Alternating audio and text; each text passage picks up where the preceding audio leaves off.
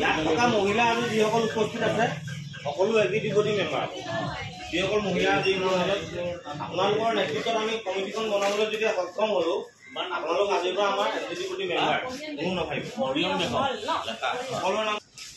নমস্কাৰ প্ৰথমে সকলোলৈকে আৰু থেংক ইউ ইয়াত মতাৰ কাৰণে আৰু এইটো ইমান এটা ডাঙৰ দায়িত্ব দিয়াৰ কাৰণে চবকে থেংক ইউ। আপোনালোকে যে মানি লৈছে সেইটো কাৰণেও চবকে বহুত থেংক ইউ মোৰ ফালৰ পৰা।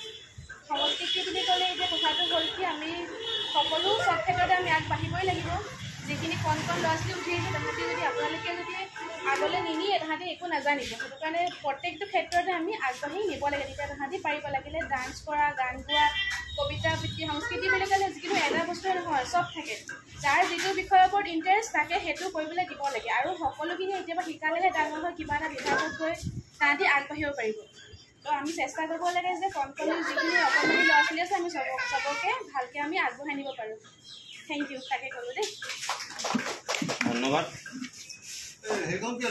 সভাপতি মন্ত্ৰ হিচাপে ন্যায়াক আমি বক্তব্য মাজতে আপোনালোক যিখিনি কথা ক'লোঁ আগন্তুক দিনত আমি কামখিনি কৰি যাওঁতে আমাৰ প্ৰধান লক্ষ্য হ'ব। গতিকে আমি ছেপ্টেম্বৰ মাহৰ শেষৰ ফালে যে আমি ধুনীয়াকৈ অনুষ্ঠানটো পাতিব পাৰোঁ তাৰ কাৰণে সকলোৱে ব্যৱস্থা কৰিব। আমি সকলোলৈকে শ্ৰদ্ধা নিবেদিছোঁ। ইতিমধ্যে আপোনালোক সকলোৱে জ্ঞাত যে আমি যোৱা 2022 চনত আমি শিৱসাগৰৰ জেঙনিকটীয়া বাইপাছ চাৰিআলিত ৰামধেনু মইনা পাৰিজাত নামেৰে এটি মইনা পাৰিজাতৰ অনুষ্ঠান জন্ম দিছিলোঁ আৰু জন্মৰ লগতেই আমি এই মইনা পাৰিজাতৰ দ্বাৰা আমি এই জেগাতেই স্বাধীনতা দিৱস খুব উলহ মালহেৰে অনুষ্ঠিত কৰিছিলোঁ আৰু সেই অনুষ্ঠানত আমি শিৱসাগৰৰ সদৌ অসম মইনা পাৰিজাতৰ সভাপতি সম্পাদককে আমি নিমন্ত্ৰণ কৰি এই অনুষ্ঠানটো খুব অনুষ্ঠিতভাৱে কৰাৰ লগতে আমি বিভিন্ন ধৰণৰ প্ৰতিযোগিতা এই অনুষ্ঠানত আমি কণ যিসকল প্ৰতিযোগী তেওঁলোকক উৎসাহিত কৰাৰ উদ্দেশ্যেৰে সমাপ্ত কৰিছিলোঁ। ইয়াৰ পাছতো আমি যোৱা কেইটা বছৰত আমি অনুষ্ঠানকেইটা যিকোনো অনুষ্ঠানে মইনা পাৰিজাতক আমি নিজে নিয়োজিত কৰি বিভিন্ন সময়ত আমি সামাজিক দায়বদ্ধতাৰে এই কাম কৰি আহিছোঁ। যোৱা সিদিনা এই মইনা পাৰিজাতেই যি কলিকতাৰ যি জঘন্য কাণ্ড হৈছিল এই কাণ্ডৰ প্ৰতিবাদত আমি শ্ৰদ্ধাঞ্জলি অনুষ্ঠান পতাৰ লগতে এখনি শোকসভাও অনুষ্ঠিত কৰিছিলোঁ আৰু আমি আগন্তুক দিনত চিন্তা চৰ্চা কৰি আজি এই মইনা পাৰিজাতৰ আমি এখন পূৰ্ণাংগ সমিতি গঠন কৰিলোঁ আৰু এই অনুষ্ঠানটি গঢ় দিয়াত আজি মই নিজকে সভাপতি হিচাপে মোক আজি ৰাইজে নিয়োজিত কৰাৰ লগতে মুখ্য সম্পাদকৰ দায়িত্ব আমাৰ এই অঞ্চলৰ বিশিষ্ট কৰ্মী মৃদুল আলীক অৰ্পণ কৰে। আমি আশা ৰাখিছোঁ আমি দুয়োজনৰ প্ৰচেষ্টাত আৰু আপোনালোকৰ সহযোগত আমি অনুষ্ঠানটো আগন্তুক দিনত আগুৱাই লৈ যাম আৰু আমি আজি সিদ্ধান্ত লৈছোঁ যে অহা ছেপ্টেম্বৰৰ শেষৰ ফালে আমি এই অঞ্চলতে এখনি মইনা পাৰিজাতৰ দ্বাৰা সাংস্কৃতিক অনুষ্ঠান কণ ছাত্ৰ ছাত্ৰীৰ মাজত বিভিন্ন ধৰণৰ প্ৰতিযোগিতা অনুষ্ঠিত কৰাৰ লগতে এই মইনা মইনীসকলৰ উৎকৃষ্ট জীৱন যাতে সাধন কৰাৰ লগতে আমি তেওঁলোকক দেশৰ এজন প্ৰধান নাগৰিক হিচাপে গঢ় লোৱাত আমি সহায় সহযোগিতা আগবঢ়াব পাৰোঁ। দেশৰ নাগৰিক হিচাপে তেওঁলোকক যাতে আমি গঢ়িব পাৰোঁ, কণ ল'ৰা ছোৱালীৰ মাজত যাতে আমি বিকাশৰ পথ দেখাব পাৰোঁ, তেওঁলোকক বিভিন্ন সাংস্কৃতিক অনুষ্ঠান তেওঁলোকৰ প্ৰতিভা বিকাশৰ কাৰণে যিমানখিনি কৰিব পৰা যায় আমি সকলো সময়তে চেষ্টা কৰিম। ধন্যবাদ।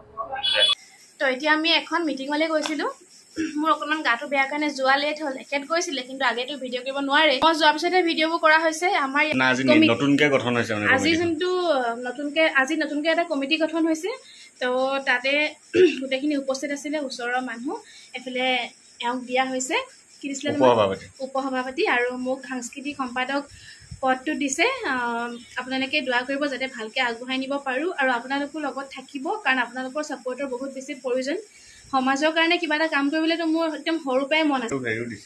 সাংস্কৃতিকো দিছে আৰু প্ৰচাৰটো দিছে। প্ৰচাৰ যিহেতু মই ব্লগিং কৰোঁৱেই সেইটো কাৰণে বস্তুটো অলপ ভাল হ'ব মোৰ কাৰণে কৰিবলৈ, সেইটো কাৰণে দিছে আৰু সাংস্কৃতিকতো দিছে আৰু মই যিটো বিচাৰিছোঁ কৰিবলৈ কেয়াৰটেকাৰ তাক কেয়াৰটেকাৰ দিছে যাতে ল'ৰা ছোৱালীখিনি য'ত পাৰফৰ্মেঞ্চ কৰিবলৈ লৈ যায় ধুনীয়াকৈ নিব, ধুনীয়াকৈ আনিব আৰু আছিকৰ ৱাইফো আছে মোৰ লগত সাংস্কৃতিকত। তাৰপিছত সেইটোৱে মোৰ যিটো মন আছে তাৰ আজি সৰুকৈ এটা খোজ মই আগবাঢ়িছোঁ। আপোনালোকে আমাৰ ওচৰ চুবুৰীয়া যিখিনি আছিলোঁ আমি মিলাই পিনি মানে মইনা পাৰিজাতটো আমি আকৌ গঠন কৰিছোঁ। সৰু সুৰা ক্লাব ঘৰ এটাও হ'ব আৰু ছ'চিয়েল ৱৰ্ক হ'ব আৰু চব ছ'চিয়েল ৱৰ্ক কৰিবলৈ যিহেতু মোৰ বহুত বেছি মন, তাৰে আজি এটা ষ্টেপ আগবাঢ়িব পাৰে আলহামদুলিল্লাহ বহুতে ভাল লাগিছে। আৰু যদি কামখিনি ভালকৈ কৰি নিব পাৰোঁ সেইটোৱে মোৰ চেষ্টা থাকিব। আৰু হাজবেণ্ডকো কৈছোঁ পূৰা ছাপোৰ্টটো ৰাখিবা, আজি গঠন হ'ল বুলিয়ে নহয়, তাৰপিছত যদি আমি পাৰোঁ। আৰু আপোনালোকে একদম কমেণ্ট কৰি জনাব আমাৰ ওচৰে পাঁজৰে কণ ল'ৰা ছোৱালী কাৰ কাৰ ঘৰত আছে, কাৰণ আমি তেতিয়া তেওঁলোকক আমাৰ মইনা পাৰিজাতত আমি যোগ কৰিবলৈ দিব পাৰিম। আমাৰ এইডোখৰত কোনে কোনে আমাৰ ব্লগ চাই ওচৰতে ঘৰৰ মানুহ গোটেই ল'ৰা ছোৱালীখিনি খালি লৈ আহিব। মইনা পাৰিজাত যোনটো আমি খুলিছোঁ তাত আপোনালোকে জড়িত কৰিব, তাত আপোনালোকে যোগ দিব। আপোনালোকৰ কণমানিখিনি ভাল ৰাস্তাত গ'লে, আগবাঢ়ি গ'লে ওচৰৰ জেগাটো চব উন্নতি হ'ব ন, সেইটো কাৰণে আপোনালোকেও চেষ্টা কৰিব, আমিতো চেষ্টা কৰিমেই, আপোনালোকে আমাক সহযোগ কৰিব।